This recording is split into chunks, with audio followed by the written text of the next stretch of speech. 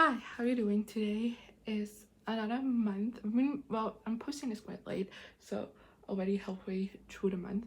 But for me, October just ended. I'm already in November, so it's time to do a wrap up. Actually, I'm really happy with the amount I read in October, so let's just go over the stats first.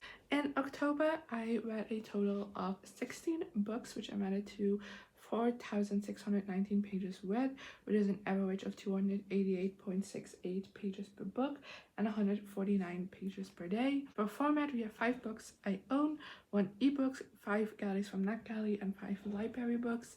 For star ratings, we have 6 2 stars, which is so painful, 5 3 stars, 3 4 stars, 2 5 stars, and an average rating of 3.06, which is extremely low, but that's because of all the 2 stars. Then for age range, we have 1 middle grade, 4 young adults, 1 new adult, and 10 adult novels.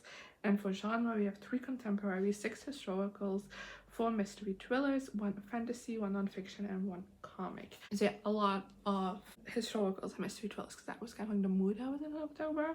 Anyway, let's just get talking about all the books I read. You can already see the massive stack behind me, but there's a lot.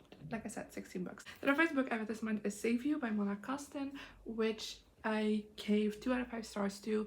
This is the second book in the Maxton Hall series. I read the first one last month, and I mean, it's not a good book, but I did have a really fun time reading it, so I was very excited to continue on with the series. And this second book just ended up disappointing me, even though I already, like I said, I wasn't that big a fan of the first book. It's kind of like bad but fun, you know? And I feel like the fun part was missing a little bit from this book. I just feel like we kind of were going in circles the entire time reading this book. I got very annoying. We also got 2 new perspectives, and one I liked, one I didn't really, because just the storyline of the character just gives me the ick so badly. So yeah, I didn't like this as much. Then next, I read Gwen and Art Are Not in Love by Lex Croucher, which I gave 4 out of 5 stars to, and the guy I got from NetGalley. This one comes out in November. It is November. That was the end of the month, but the date will be on screen. Anyway, I have read previous books by Lex Croucher, and I really enjoyed them, and this is yet another 4 star. I feel like I've rated every Lex Croucher I've read 4 stars, but this was yet another one. This is YA though, so it's different from their other works. But I had a blast reading it. I really loved Gwen and Art. I loved their friendship, and I really loved seeing that friendship develop throughout this book. I also quite liked 2 romances in this book. I thought they were cute. I wanted a little bit more from them. That's what kept me from giving 5 stars to this book, is that I just felt like the romances were a little bit underdeveloped, and I wanted a bit more from that. But they were cute. I really liked the setting of this book, because it's kind of fantasy, but like not really, which is why I had classed it as an historical, because it is an historical, but it has like these elements to it. It could be fantastical or it couldn't be. It depends on how you want to explain it. And I really enjoyed that, and I love what it does with like the Arthurian legend kind of stuff in this world. I think it's so interesting. Then next, I read Undressing the Duke by Erica Ridley, which I gave 2 out of 5 stars to, and as a getting off from NetGalley. This is a novella historical romance, and honestly it was fine. I had fun reading it, and I do think like for the short amount of pages that this has, I do think it does a great job at kind of showing the history that these 2 characters have together, because they do have like a long history before we get to this point. And I do feel like I have a good grasp on that history, even if we have like such a short page count. But overall it was like nothing really too memorable or standoutish for me. Then next, I read The Turn of the Key by Ruth Ware, which I gave 2 out of 5 stars to, which was such a disappointment because I have heard so many great things about this book. It just didn't really work for me. I feel like for most of this book, I was a fine read. I feel like it did take a bit to get started like properly, to like get into it. But once we did, I was having fun reading it. I was having fun trying to figure things out, puzzle piece things together. I really liked the combination of a smart home with the "is this house possibly haunted" trope. I think that was so interesting, and I really liked how that was done. Just when it came to the reveals of this book, I just thought they were stupid. Like reveal after reveal, it just kept getting stupider, and then like the final reveal of this book is just the most stupidest thing I've ever read. Then next, I read The Indigo Spell by Richelle Mead, which I give 5 out of 5 stars to. Oh my god, this is the 3rd book in the Bloodline series, which is a spin-off series to the Vampire Academy series, and I absolutely adore that series. But if you've been around here for like the last year or so, you know that this series has been a rough going because when I read Bloodlines, the first book in the series, I really didn't like it. I just didn't connect with it, and I don't know, I didn't understand the hype, because most people see Bloodlines as about a series of Vampire Academy, but I wasn't feeling it. And then I read The Golden Lily last month, and I really enjoyed that, but it didn't have like that same oomph as Vampire Academy did for me. But baby, we're back in business. This was so good. I really loved the combination of the usual vampire alchemist stuff we always get, but this book also like emmed up the witchiness of the series, which I really enjoyed. I really liked that element of this world, and I thought that was an interesting part of the story in this one.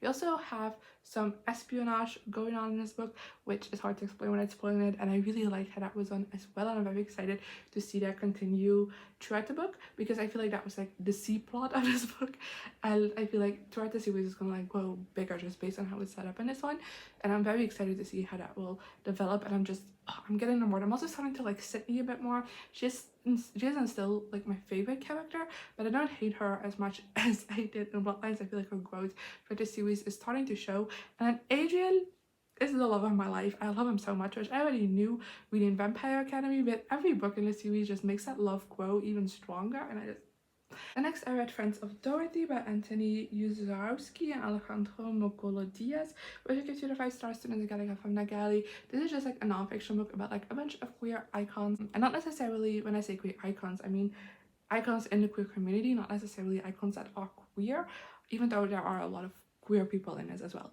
And yeah, and that was fine. I feel like the downfall for this book for me was that it really like grouped the people together that were alive at the same time, who were interacting with the same things, and therefore it kind of like felt repetitive sometimes, because there's like only a certain amount of times that I can read about one event from a different perspective without getting bored.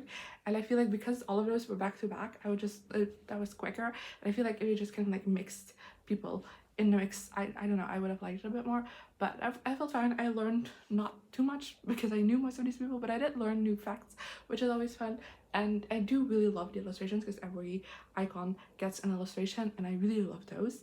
Yeah, so there's that. And next I read The Notorious Lord Knightly by Lorraine Heath, which I got 5 stars from Nagali. I read the first book in the series a couple months ago, and I didn't like it, but the second half just took a twist that I wasn't a big fan of. So I was a bit hesitant going into the second book, even though it follows a completely different couple. I really enjoyed this. It just wasn't a 5-star for me, barely. Like, it's one of those 4 stars, so I technically can't tell you anything more about it, but it just wasn't a 5-star read for me, just because I didn't love it. That extra pizzazz wasn't present, sadly enough. But I did really enjoy this. I really liked our 2 main characters. It's a second chance historical romance. There is a child involved as well, and I love it. I also love just the kid in it. I'm not always the biggest fan of kids in books, but I really like how it was done in this one. Like, she wasn't too big of an element, but like big enough an element that it is believable that this kid is this woman's whole world, you know? So I liked it, and I liked the couple and how it developed, and I love getting like little glimpses into their first relationship and seeing how that went down and why it ended, and like seeing them resolve that and like fall in love again. I thought was amazing. And yeah, I had a lot of fun reading it. And next I read What Happens in London by Julia Quinn, which I give 2 to 5 stars to. This is the second in the Bevelstoke series, and if you watched my last wrap up, you know I wasn't a fan of the first book like at all. I hated that so much, but I did say I did like the cast of 5 characters in that one, and let me tell you, the best friend of the first book gets a romance in this one, and I much more enjoyed this. It's still a 3-star. I didn't love it. I think the romance was a bit underdeveloped. I feel like they went from 0 to 100 like really quickly, and I just would have liked a bit more from that, you know, seeing feelings evolve and change and grow. And I feel like I didn't really get that too much from this book, but I did really like our 2 main characters. I thought they were a lot of fun to follow, and I did really love that banter that they had, because it is kind of sort of hate to love. Like, they kind of don't get off on the right foot from the beginning, and I really enjoyed their banter throughout the entire thing. Then next I read A Night at the Tropicana by Channel Cleaton, which I gave 2 to 5 stars to. I got from Niet Kelly. This is another historical romance kind of novella, except this is way shorter than Undressing it took, and that's kind of its downfall for me. I feel like this one was just a bit too short, but I feel like I didn't really get to know the main character, and I didn't really get to feel anything in the romance, because everything happened so quickly because it was so short. And I just feel like if this was a little bit longer, like not full novel length, because I feel like that would have been too much, but it would be like just a bit longer of a novella, I feel like I could have liked it more, just because I wanted a bit more depth in that. Then next, I read The Appeal by Janice Hallett, which I gave out of 5 stars to, which I wasn't expecting, because honestly, this book I have heard a lot of mixed things about. In fact, my mom tried to read this a couple of months ago and DNF'd it, and she doesn't DNF books very often. She's just like me. She's a very big mystery thriller reader, so I didn't really expect to love it, but I did. I like inhale read this book like, oh my god, so quickly. I almost stayed up all night to read it. I didn't, but I almost did. And it lived rent free in my brain the entire time I was reading it. Like, even if I was doing something else, I was still thinking about the book and like trying to figure things out. I really like the way it was told, because that's the main critique I see of this book, is it's told mainly in emails. So there was a couple of like chat logs in there as well, but like mainly emails. And a lot of people have said that it's just a bit like too exhausting to read and it's not fun, but I really loved that. Like, it made it go by so quickly, and I loved kind of seeing people talk about the same events differently depending on what person they were talking to, if that makes sense. I thought that was really interesting as well. And I don't know, I had such a fun time reading this book. Then next, I read The Villa by Ruth Kelly, which I gave 3 to 5 stars to. This one, I had a fun enough time reading this book. Again, this is one that I feel like took a little bit to get started and for me to get like fully invested in it. But the premise of it was really interesting, because it is set in like kind of Love Island situation, kind of not. It's a reality show, and I liked how that kind of like framed the story, and I like the idea of that. But I just feel like throughout most of this book I was kind of bored. I was intrigued enough to keep reading to figure out what was happening, but I was also a bit bored because I feel like not a whole lot was happening. But then again, there's one where the reveals just let me down. Like, they were stupid. Again, they were just really stupid, and I feel like the author didn't even think like 2 seconds about these reveals, because it's like the easiest solution you could have come up with, and it was just so lame.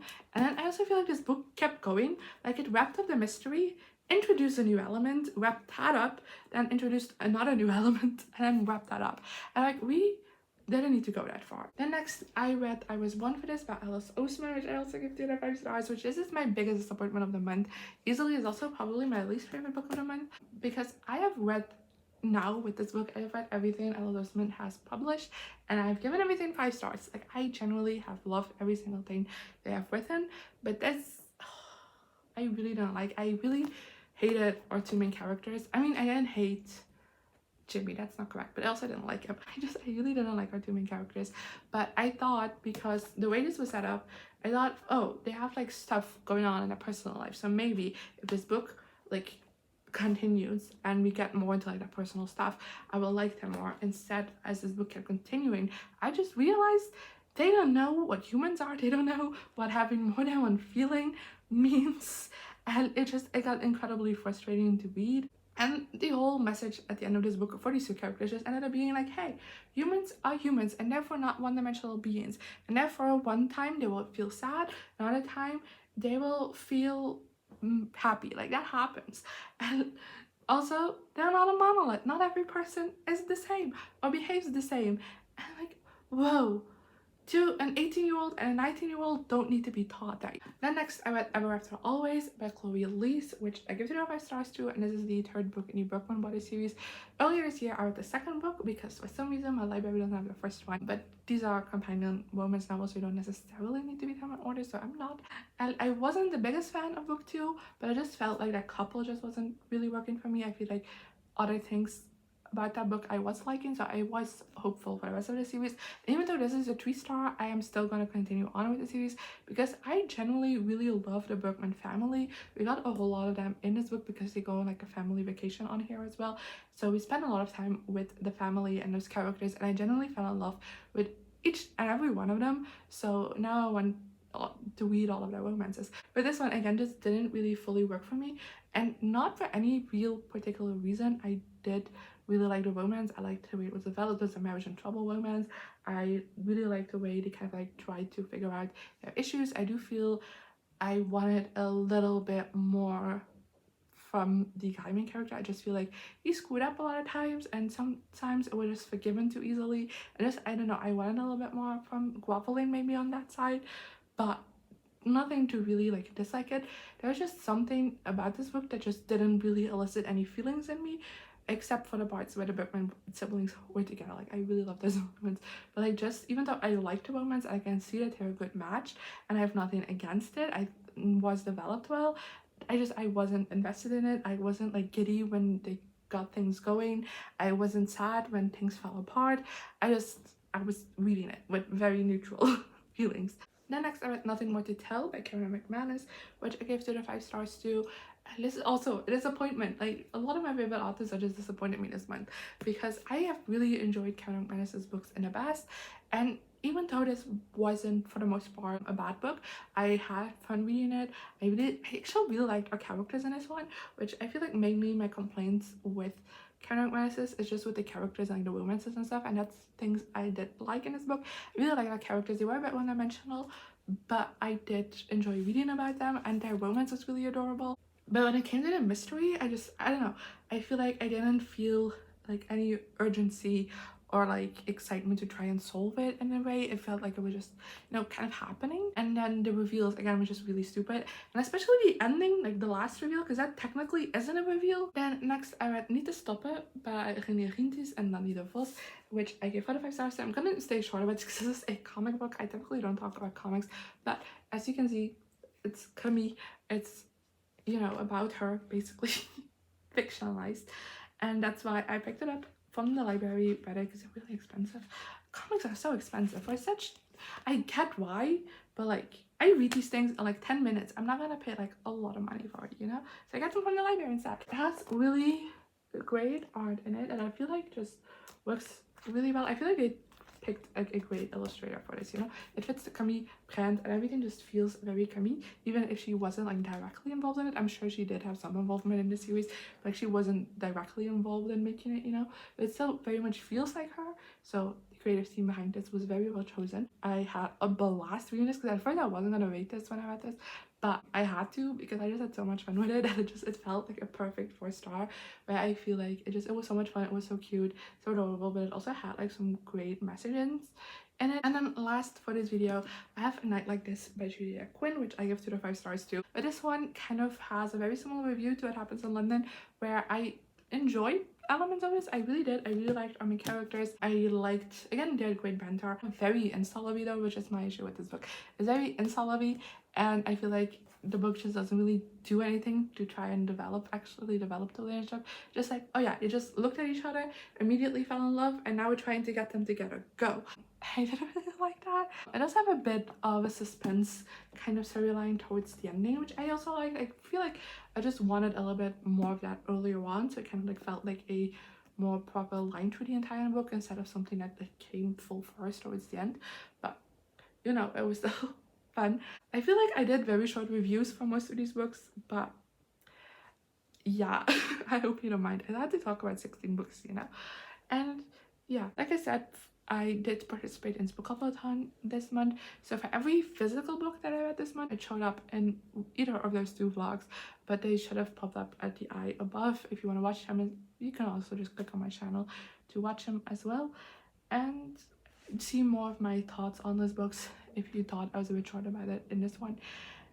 Yeah, that's all I have for you today. Let me know in the comments what you thought of these books if you read them, as well as some of the books you read in October, and hopefully I'll see you next time. Bye.